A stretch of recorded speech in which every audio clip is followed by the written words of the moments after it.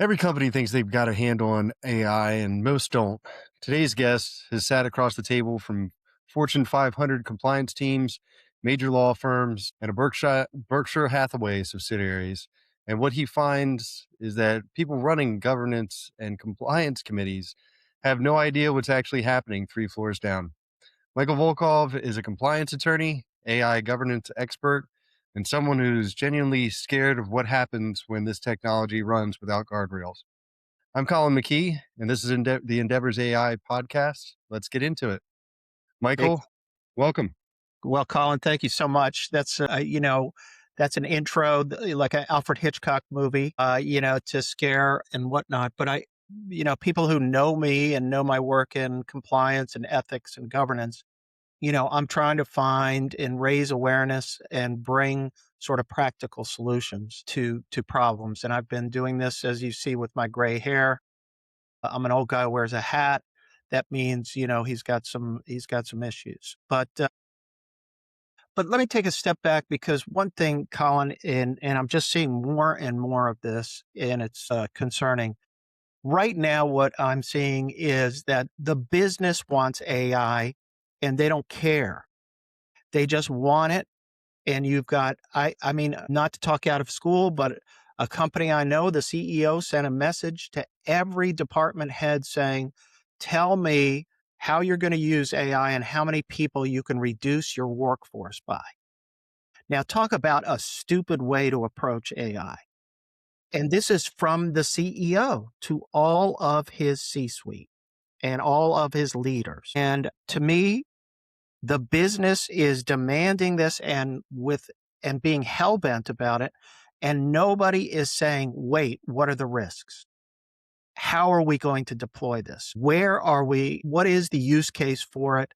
And tell me what the controls are in place to prevent a series of catastrophes that could happen. I'm not saying it will, but could happen.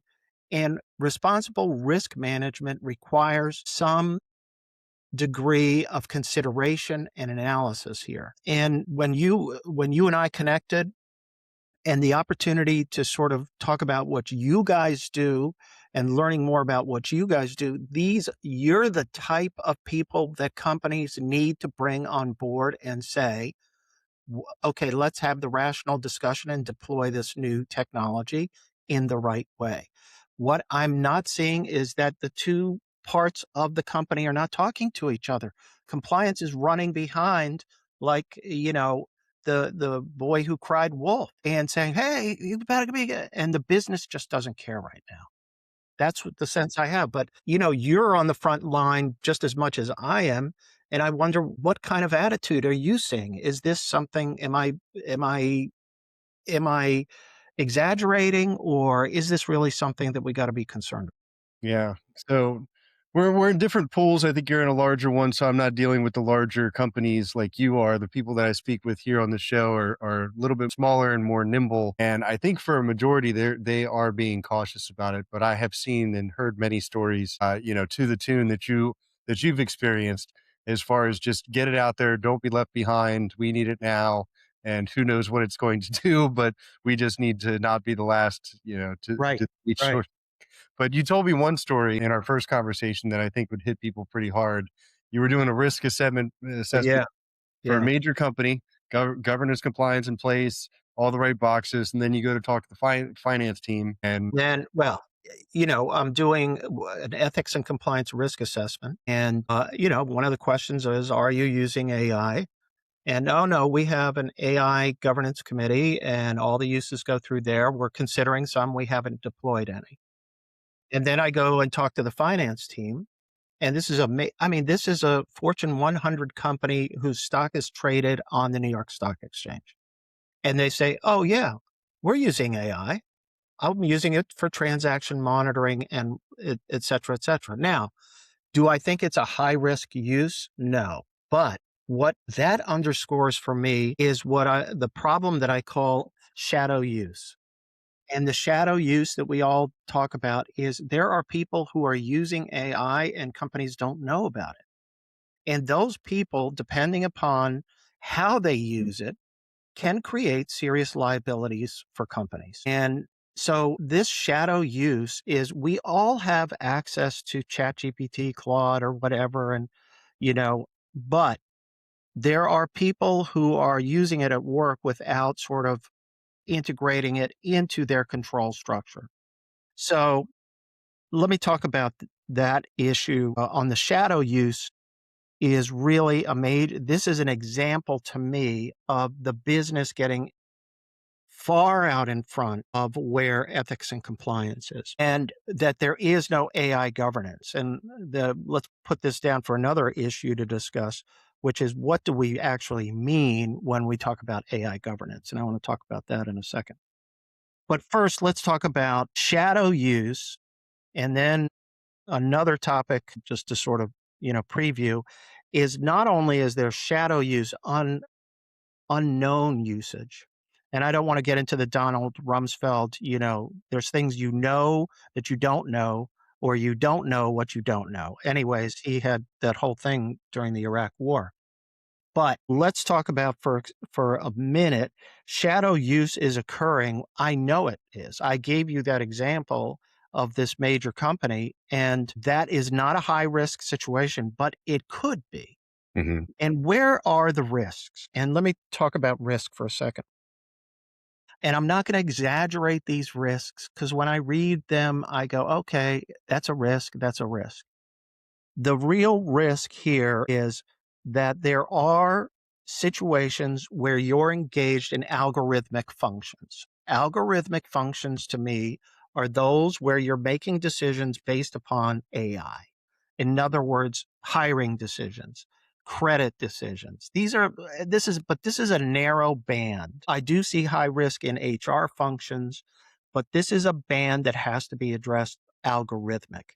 Then there's what's called the incidental, where you use it internally and you use it for functions internally, marketing, whatever it is. But those functions have to be distinguished that are customer facing, market facing. And I'll get to that in just a second.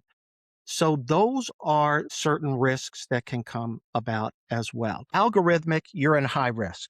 And you've got to have governance out the wazoo, controls out the wazoo, control to make sure you're not discriminating, make sure AI is not discriminating on some prohibited characteristic or whatever, and making important decisions. And that inevitably, you cannot have AI making your decisions when it comes to HR or cuts that could have, in terms of quality cuts or who qualifies, you've got to be careful in that issue and when you're doing those issues. Now, what AI is really troublesome about is it makes mistakes.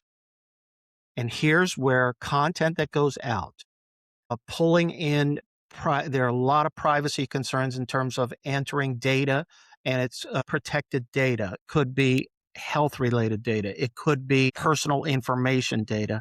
Those are all things.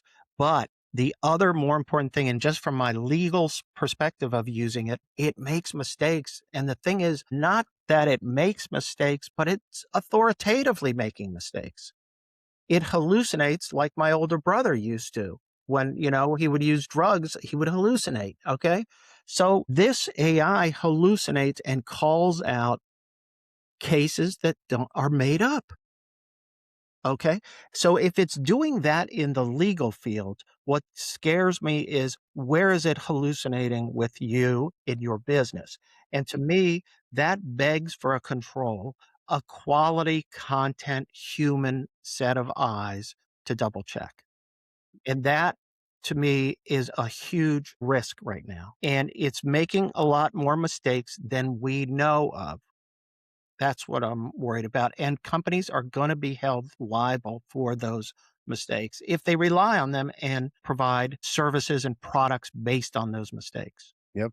So let's What do you just take think? one piece of that real quick Yeah. on the HR side of things. So if you hire someone that's got a cool tool to sift through all of your applicants during the hiring process, and there's a bias there, you can be on the hook for that. You could get sued hypothetically if it shows that there's a bias one way or the other. Again, you didn't know anything about it. So what do they need to ask the vendor before they sign? What's the due diligence checklist for anyone that's trying to go down that My road? That's a great question, and you've highlighted yet another risk, which is your third parties, and people are hiring what you're saying, Colin, AI vendors. People that come in and do things. So the questions are how do you and the questions that you have to find out from the third party, how are you using AI? What AI functions are you using? And what are they exactly doing? Now, based upon those answers, then my job for the company is to mitigate those risks. So how do I mitigate those risks?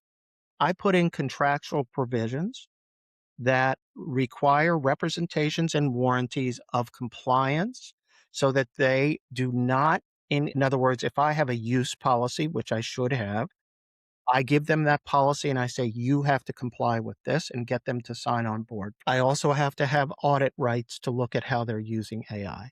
But how exactly are you using it? What decisions are you making based upon that? And what controls do you have in place to ensure the accuracy of the information that or the function that you're providing as an outsourced entity? So that's a great question. And nobody is putting in contractual provisions right now. Okay. I hate to say it, you guys, but there is one use of lawyers.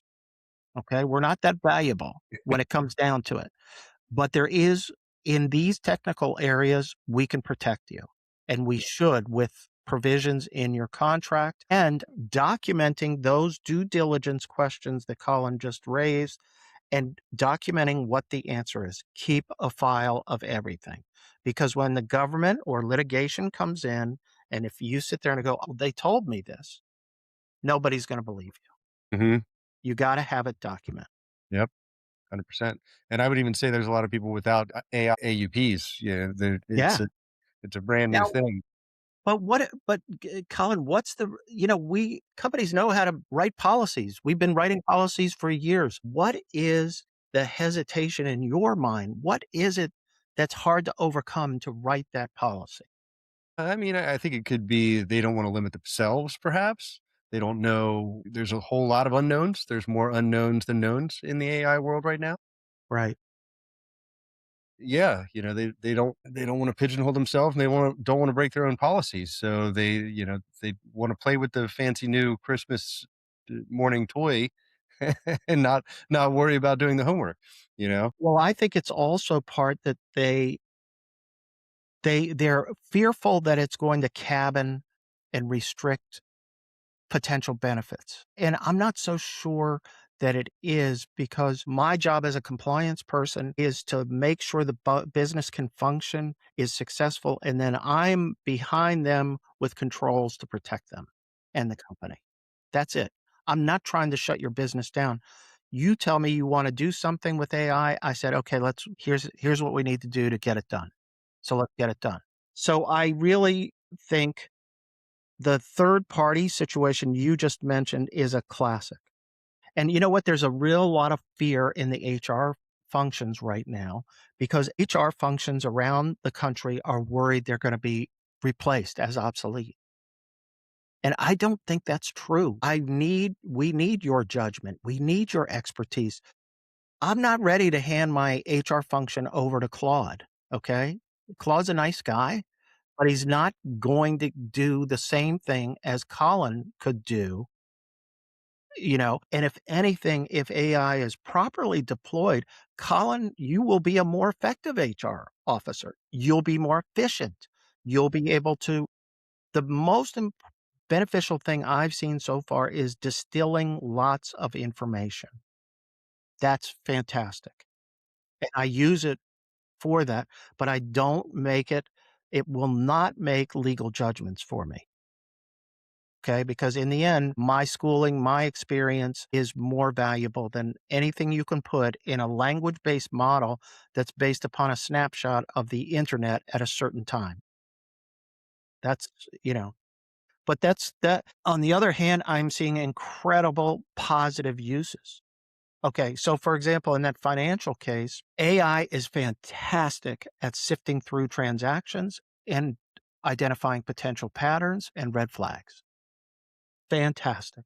You're going to save money if you use it properly that way. Auditing your international trade, exports, imports to make sure, because DOJ is hot to trot on prosecuting people, having it do that on a monthly basis is fantastic. Fantastic. But I double check it. I do sampling to double check that it's doing it right. Mhm. So, but I Yeah, and I think one of the challenges to get people to double check it is that in their mind, they're, unraveling all the benefits they just gained from getting their time back by going back and double checking this. How do you unteach that, that that false. yeah, you raise a really good question because we're also used to, okay, we put in to Google a search and here's the algorithmic results. Mhm, We don't go and check it. We don't go and check it. We live with whatever the results are. Here, because of it's so efficient, it's so powerful. Honestly, every case site that it gives me, I go and read the case. Now, I should be doing that anyway, but I have to do it because right now their ethical lawyers are being prosecuted by ethics committees for submitting briefs with AI generated hallucinated sites. So we're all scared of that. Now, it does require coming back to something and looking at it. And when I just said sample the audit results, what I'm saying is build a sampling technique that is minimally burdensome, meaning, let's say I have, you know, 10,000 transactions. I may take a small percentage of those and just look at those, but don't boil the ocean. Do some sampling of the smart sampling, minimize your burden, and then move on. And again, document every step you take. mhm, Okay. Document every step you take. Where the thing that I'm seeing is not so much we don't have government enforcement in the United States as much. In the EU, we're going to get that. If companies are operating in Europe, there's a AI law that's effective in foreign first enforcement purposes starting in August.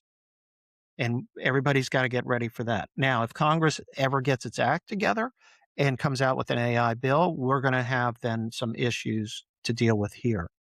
But there's a big risk, there's a lot of big lawsuits going on right now, and the litigation risk by a customer or a vendor, somebody who gets burned in this process is gonna it could result in litigation. We need to that effect, companies have to have insurance in this area, cyber insurance, AI insurance, and I think it's gonna be costly, but I think the lawsuits are gonna be even more costly. mhm. Yeah, I could And see that. and Trying to make Colin an example of the first ones to do it wrong, right?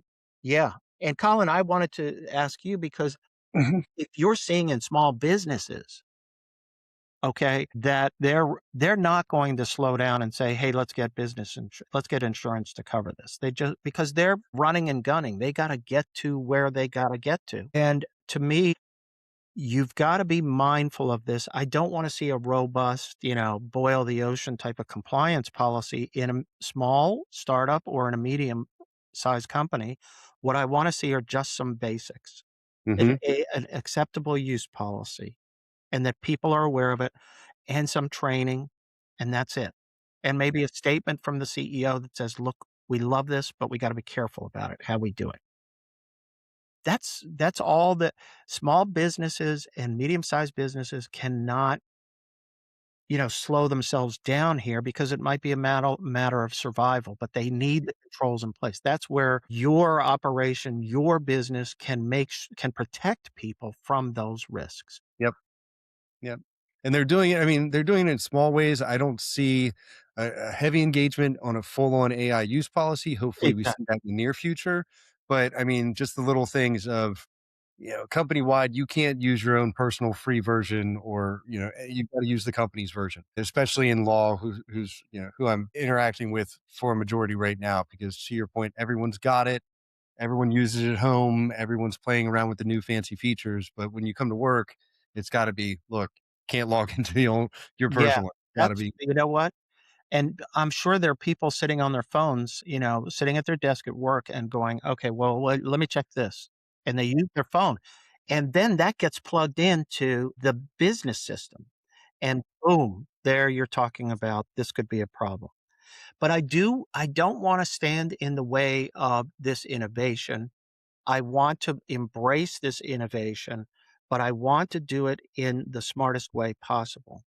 I nobody accomplishes anything by being a negative force in the marketplace by saying, "Oh, you guys are gonna all go to jail, you're gonna do this," whatever. That does not work. What works is finding situations where I say to somebody at a company, "Let's do it this way. This is the least burdensome, and it protects you." It protects you. You have to make it in their interest. The incentive is for me to protect myself. I don't wanna be a key witness in a case. I don't wanna be, going through my emails and saying, "What did I know and when did I know it?" I want to, facilitate the use of this and advance the business. To me, it's getting the business to pay attention in the beginning, like when I was talking. Once they pay attention, they're gonna find out the solutions are not as hard as they think. Hmm. Yeah. It's just paying attention to it. That's all I want is some attention to it. But we're not gonna build some massive compliance policy. Years ago, 20 years ago, businesses were all worried about, anti-corruption, FCPA. We can't bribe people for contracts, all that stuff. And they built these elaborate compliance programs. We don't need that for this. Hmm. We need awareness and we need intelligence and sensitivity to these issues. And ultimately, what I'm trying to tell people is humans are indispensable. Okay? The human judgment, the human eyes that look at content, the human eyes that say, "You know what? That doesn't seem right to me." That's what we want, and that's what we that my mission is to bring the human to the AI Hmm. function, and that's all we need to do, just merge those 2. Right. Yep. So you said something else on our first call that I've heard plenty of times and I can't agree with anymore. You said people aren't going to be replaced by AI. They're going to be replaced by people who know how to use it well. Is that Right. still your view? Yeah, absolutely. I do think there is a level of not hysteria, but it's just taken over the sort of dialogue about what's gonna happen here. And I'm reminded, and I know it's not a great analogy, but when the internet first started to work, everybody was worried about, "Oh, I'm gonna lose my job to the internet. I used to be a researcher, now I can't," they'll just use the internet for research and all that. I get that. I don't see this happening with regard to AI. HR is indispensable and their discretion and expertise is indispensable. I think it will make all of us more effective and it will give us, and it's funny because what I hear from sort of anecdotally is people say, "Well, I have more time and all I do is use that time to do more work." And they expect more work from me. I actually think that if used properly and carefully, you will become more efficient and you will become a better performer and you will be compensated for that. And I do think that you'll be more efficient in the end. So I don't see this as replacing anything. The stupidity of the CEO's announcement that I mentioned in the beginning is that that's an example of how not to deploy AI in a company. I Yep. mean, can you imagine? I'm sitting there, I've devoted 20 years to this company and I get a notice like that. I mean, where's the loyalty, the integrity, the trust that I built with this company to now be told, figure out a way to make yourself useless? Okay. So I'm a strong advocate for technology because I've seen it in the compliance function itself. Technology has revolutionized compliance. We used to deal with paper, Hmm. emails with paper Right. attached to it, and questionnaires and due diligence and this. Now, technology has made it so much easier to do effective compliance. And when we say people who know how to use AI, it's not who can enter whatever into it. It's using it, properly with guidance because, people they garbage in, garbage out. You're just going to have to do that job again because it's going to come back to bite you. And Exactly. in your story about the CEO, sure, you could look at it as a way to get rid of people. That's short-sighted. Okay, I'll keep my business flat and I'll try to get rid of, some of the HR costs. But on the opposite end of that, we could easily look at this and say, how can I make my people more productive, happier with what they're doing, and do more with my company? That's the way you should look at AI. We could take this Salesforce and, use it as a force multiplier and see where else we could take this, you Ab know? you said it perfectly as a force multiplier. This is exponentially going to increase the productivity of folks. The one area there's so much need for education and training. How do you do what are effective prompt strategies? Okay, I mean, I'm sorry, but could you imagine? That would be so helpful across an organization to even know what should we be putting in, like you just said, garbage in, garbage out. What about let's maximize the use of this? Mhm. Let's understand its limitations, but let's try to unearth or develop the key to get it out. That's and you're preaching to the choir, but I learned so much from talking to you, Colin, because your perspective is really important right now. Yeah.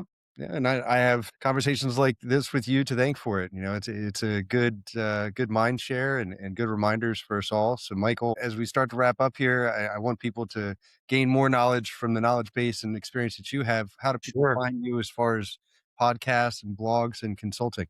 Well, we have a blog, Corruption, Crime, and Compliance, that's been around forever. We're in the midst of redoing our website. I have a podcast, which is Corruption, Crime, and Compliance under my name.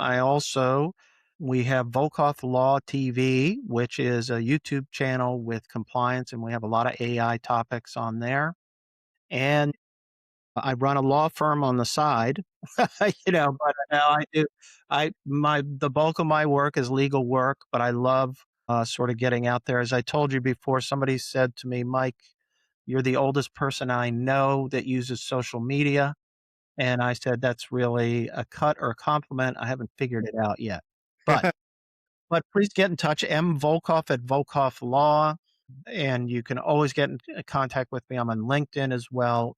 I'm here to help. I don't operate like a normal lawyer, who sits there, "Oh, my time is so valuable, you gotta pay me." I work as a partner with people, and then, when we get into a real project, then that's when I charge. Before that, I'm here to help because I'm on a mission, and I feel really passionate about ethics and compliance, and I feel even more passionate about the benefits and productivity of AI. Awesome. Ladies and gentlemen, that's Michael Volkov, compliance Thank you, attorney Colin. and person making sure the machines don't run the show. The links will be in the show notes. If the episode hit home for you and your company needs help with implementation, automations, workflows, the AI infrastructure, that's what we do here at Endeavors AI. Please reach out. We thank you for listening and we will see you on the next one. Thanks, Colin.